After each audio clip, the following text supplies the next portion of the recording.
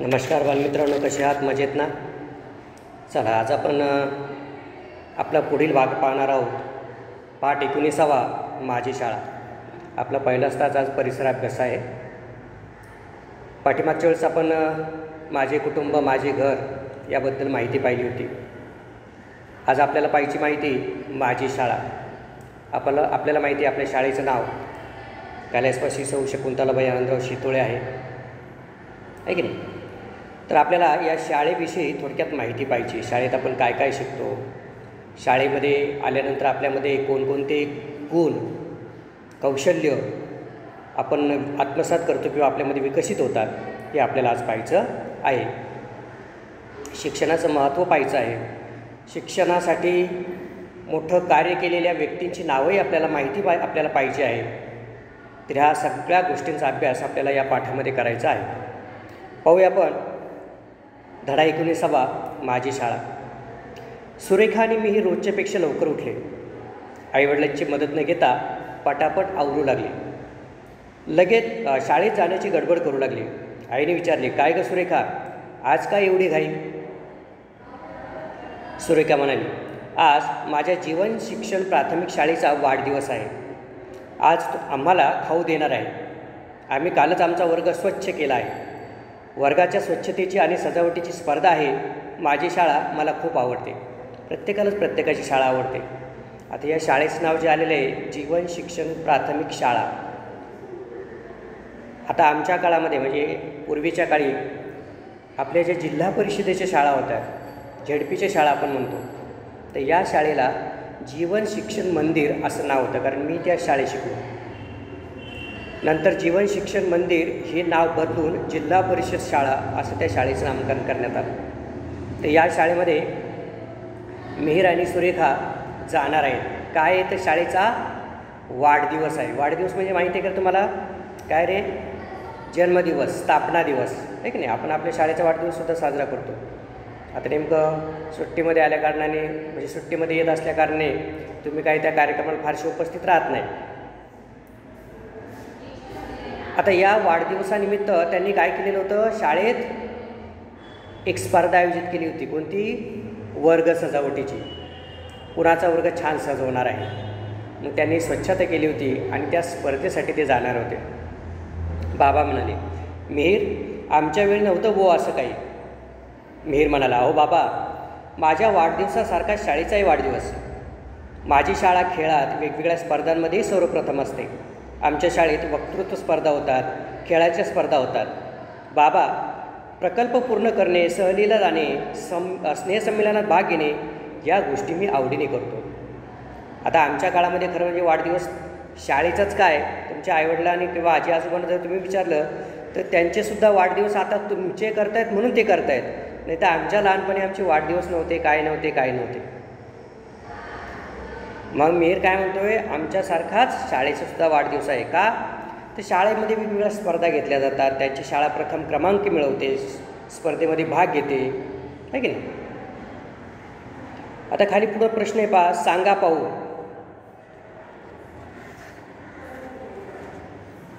तुमच्या गावातील शाळेची स्थापना केव्हा झाली आहे? आता तुम्ही जर आपली शाळेचा बोर्ड पाहिला, कमान पाहिली, तर त्याच्यावर दिलेली पहा स्थापना 1989 शाळेची स्थापना.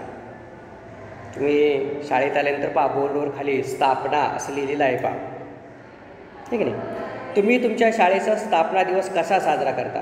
आता तुम्हाला मी सांगितलं की स्थापना दिवस आपण पूर्वी फार साजरा करत नव्हतो. शाळेत फक्त सभा होते. पुढे शाळेतील कोणत्या गोष्टी तुम्हाला आवडतात?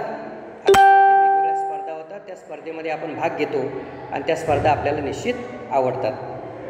पुढं पहा, माहीत आहे का तुम्हाला, आपल्या देशात खूप पूर्वी विद्यार्थी शिक्षकांच्या घरी शिक्षण घेण्यासाठी जात असत. काही वर्षे ते तेथे राहून शिक्षण घेत असत. नंतरच्या काळात गावांमध्ये एक शिक्षक आणि विविध वयोगटातील विद्यार्थी एकत्र येत असत. शिक्षक त्यांना शिकवत असत. विद्यार्थी जमिनीवर अक्षरे आकडे गिरवत असत. या काळात मुलींच्या शिक्षणाची व्यवस्था दुर्मिळ होती. इंग्रजांनी सध्याची शाळा पद्धत आणल्यावर महात्मा फुले आणि क्रांतिज्योती सावित्रीबाई फुले यांनी मुलींच्या शिक्षणास पुण्यातून सुरुवात केली. अत्यंत महत्त्वाचे पहा, भारत देशाला जी परंपरा आहे ती साधारणतः 3000 वर्षापूर्वीपासून आहे किंवा त्याच्या अगोदरपासून असेल. मग आपल्या देशामध्ये शिक्षण कशा पद्धतीने दिलं जायचं, तर पूर्वी गुरुकुल पद्धत होती. म्हणजे गुरुकुल म्हणजे गुरुच्या घरी जायचं शिक्षणासाठी. आता तुम्ही रामकृष्णाच्या गोष्टी ऐकल्या असतील पहा. रामसुद्धा त्यांच्या गुरूंकडे शिक्षणासाठी गेले होते नाही, कृष्ण त्यांच्या गुरूंकडं, अर्जुनसुद्धा त्यांच्या गुरूंकडे शिक्षणासाठी त्यांना जावं लागायचं. पूर्वी तुम्हाला माहीत असेल, तुम्ही टी व्हीवर पाहत असाल पहा, पर्णकुटी असते, त्या पर्णकुटीमध्ये हे की नाही हे जे विद्यार्थी आहे ते गुरूंच्या घरी जायचे आणि तिथे शिक्षण घ्यायचं काही दिवस राहून, सगळं स्वतः करून. नंतर मात्र आपल्या भारतात एक शिक्षकी शाळा तयार झाल्या. एक शिक्षक म्हणजे काय रे, शिक्षक एकच आणि सगळे विद्यार्थी एकत्र यायचे. म्हणजे 5 वर्षाचा, 6 वर्षाचा, 10 वर्षाचा, 15 वर्षाचा, आणि त्याच्या वयाप्रमाणे शिकायचे. आता शिकण्यासाठी तुमच्या आईवडिलांना विचारा की पहिली दुसरीला गावाकडं पाटी आणि पेन्सिल असायची, खापराची किंवा मग पत्र्याची पाटी असायची काळी, आणि पांढऱ्या रंगाची पेन्सिल मिळायची पाटीवरची. मग वह्या वगैरे पेन हा फार नंतरचा भाग होता. अनेकच शिक्षक असायचे शाळेमध्ये, सगळे विद्यार्थी त्याच्याकडे जायचे. नंतर मात्र इंग्रज भारतात आल्यानंतर त्यांनी आजची जी आपली शाळा आहे, एक शाळा असते, वर्ग असतात, वर्गात शिक्षक येतात, विद्यार्थी पुढं बसलेले असतात, ही पद्धत इंग्रजांनी भारतामध्ये आणली. आणि आपल्याला माहिती आहे पूर्वीच्या काळी मुलींच्या शिक्षणासाठी फारसं महत्त्व नव्हतं, परंतु क्रांतिज्योती सावित्रीबाई फुले आणि त्यांचे पती महात्मा ज्योतिराव फुले यांनी मुलींसाठी भारतात पहिली शाळा स्थापन केली.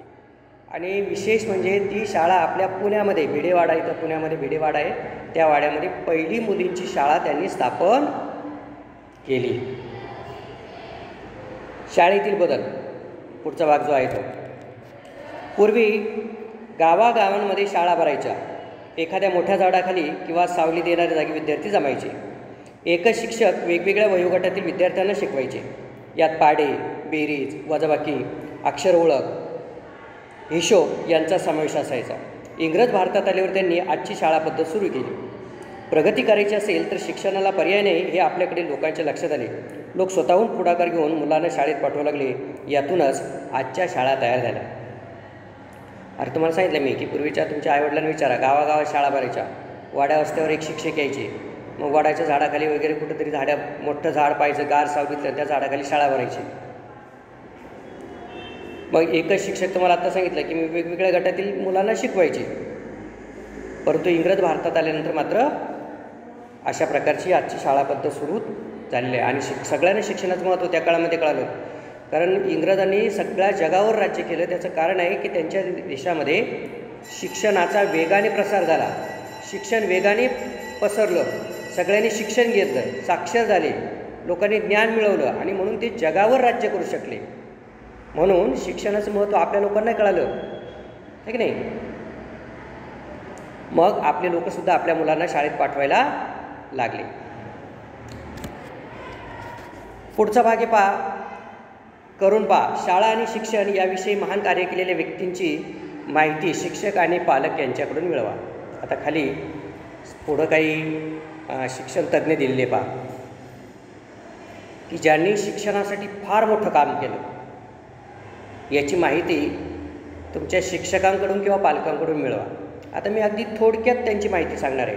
तुम्हाला जर जास्तीची माहिती हवी असेल, आता एक लक्षात घ्या, तुम्ही मोबाईल वापरताय की नाही, तुमच्या गुगलवर सर्च केलं नाही असं नाव टाकून यांची, तर त्यांची सगळी मराठीत माहिती येते. ती जमा करा, वाचा. थोडक्यात पहिले जे आहे ते आहे महात्मा ज्योतिराव फुले. स्वतः शिकले. त्या काळामध्ये मुलींना शिक्षणासाठी शाळा नव्हत्या, आणि मग त्यांना लक्षात आलं की शिक्षण म्हणजे अर्धा भारत शिकतो आणि अर्धा शिकत नाही, कारण आपल्याकडे अर्धा पुरुष आणि अर्धी स्त्री आहे.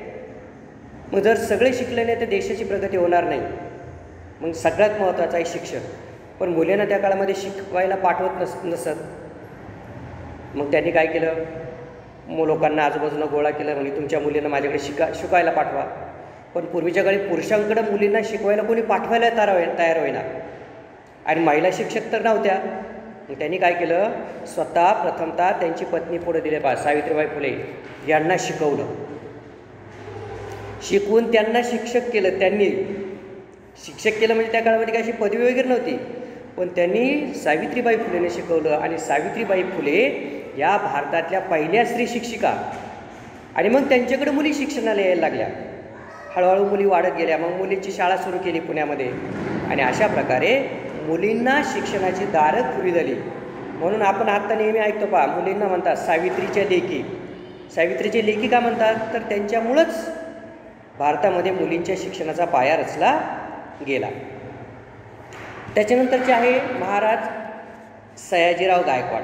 बडोदाचे ते राजा होते, राजा महाराजा. पण त्या काळामध्ये शिक्षणसुद्धा अत्यंत उच्च लोकांनाच मिळायला जायचं, उच्चभ्रू लोकांना मिळत होतं. पण दीनदलितांना, गोरगरिबांना, मुलींना शिक्षणासाठी त्यांनी दारं उघडी करून दिली.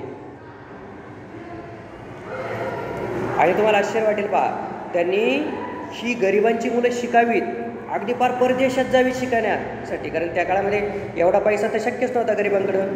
मग त्यांनी स्कॉलरशिप सुरू केली. स्कॉलरशिप हा जो प्रकार आपण पाहतोय आता, त्या काळामध्ये ती अशा मुलांना स्कॉलरशिप द्यायची.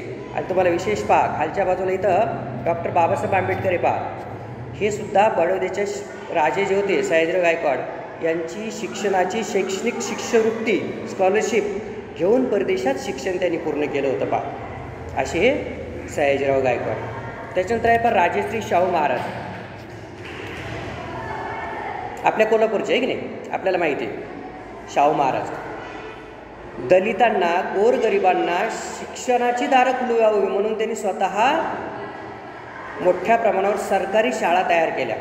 म्हणजे त्यांच्या पैशातून, त्यांच्या तिजोरीतून पैसा देऊन त्या ठिकाणी शाळा सुरू केल्या. तर असे राजश्री शाहू महाराज. पुढं आहे पंडिता रमाबाई.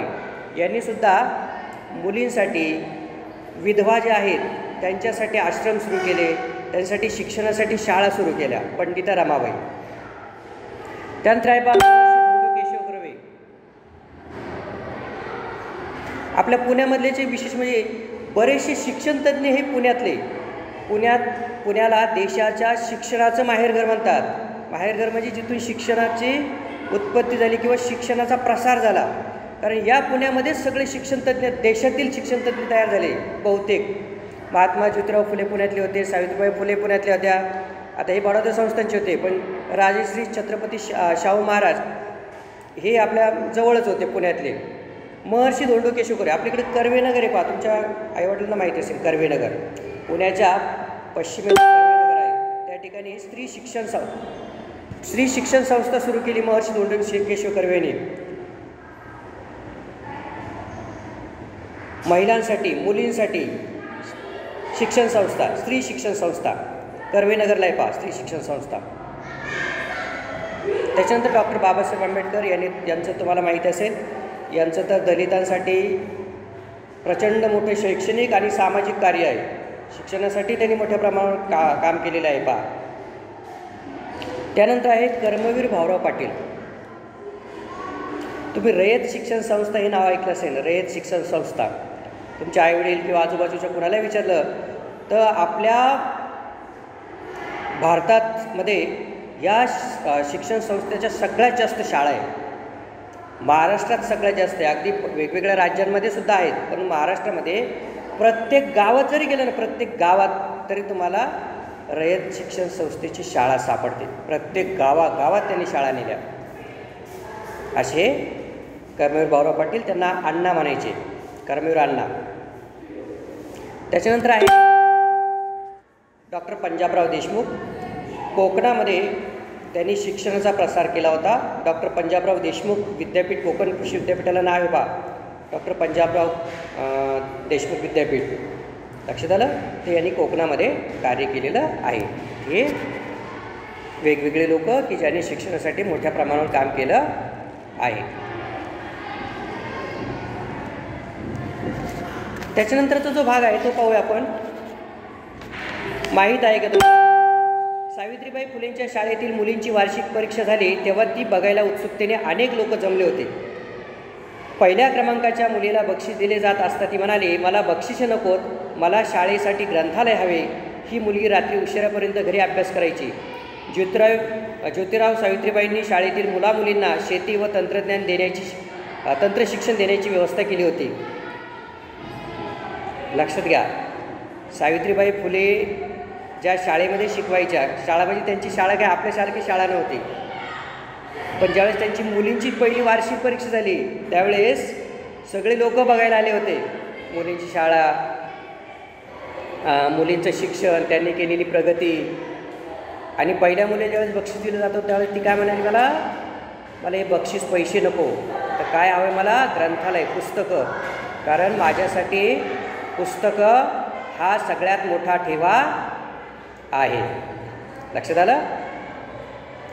त्याच्यानंतर आहे पहा, जनगण मन हे राष्ट्रगीत गुरुदेव रवींद्रनाथ टागोरांनी रचले आहे. जनगण मन आपण राष्ट्रगीत म्हणतो सकाळी रोज, ते कोणी रचलेलं आहे, रवींद्रनाथ टागोर यांनी. या ठिकाणी त्यांचं चित्र दिसतंय पहा तुम्हाला. त्यांनी बंगालमध्ये बोलपूर येथे एक शाळा सुरू केली. बंगालमध्ये बोलपूर आहे, त्या ठिकाणी शाळा सुरू केली पहा. आणि विशेष म्हणजे ही शाळा कुठं भरायची माहिती आहे, निळ्या आकाशाखाली, म्हणजे उघड्यावरती झाडांच्या खाली भरायची. या शाळेचे नाव त्यांनी दिले शांतिनिकेतन. काय नाव आहे त्या शाळेचं, शांतिनिकेतन. मुलांना ती शाळा फार आवडायची. येथील वातावरण कसे शांत, गडबड गोंधळ नाही, मोटारींचा आवाज नाही, टांग्यांचा खडखडाट नाही, अशी ही शाळा झाडाखाली भरायची. या शाळेत गायला नाचायला शिकवायचे. आता विशेष लक्षात घ्या, शांतिनिकेतन या शाळेमध्ये जर तुम्ही गेला ना तर तिथं असं वर्ग नाही आहे. तुम्हाला जसं मनाला हवं ना तसं शिकता येतं. कुणाला पुस्तकाची आवड असेल तर पुस्तकं, कुणाला नाचायच्या आवड असेल तर नृत्य शिकवलं जातं, गायनाची आवड असेल तर गायन शिकवलं जातं. अशी मुक्त वातावरणातली शांतिनिकेतन शाळा. हस्तकला व हस्तव्यवसाय शिकवायचे.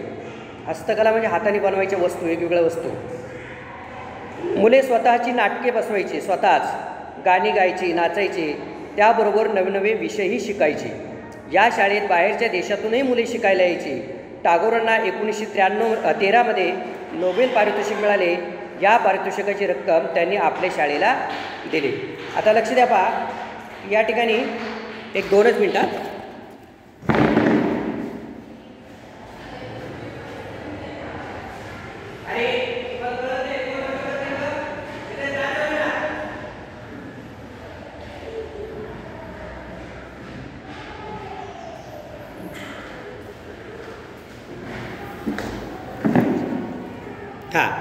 तर या ठिकाणी अशा प्रकारची ही शांतिनिकेतन शाळा आहे पहा. त्याच्यानंतर पुढचे आहे पहा, महात्मा गांधी. महात्मा गांधींचे शिक्षणविषयक विचार अतिशय महत्त्वाचे आहेत. त्यांच्या शिक्षण विचारात श्रमसंस्कार, स्वतः प्रयोग करून शिकणे अशा गोष्टीवर भर होता. पहा, महात्मा गांधींचे जे विचार होते ना ते अत्यंत महत्त्वाचे आहे. वरती आपण पाहिलं तर पहा, जीवन शिक्षण मंदिर,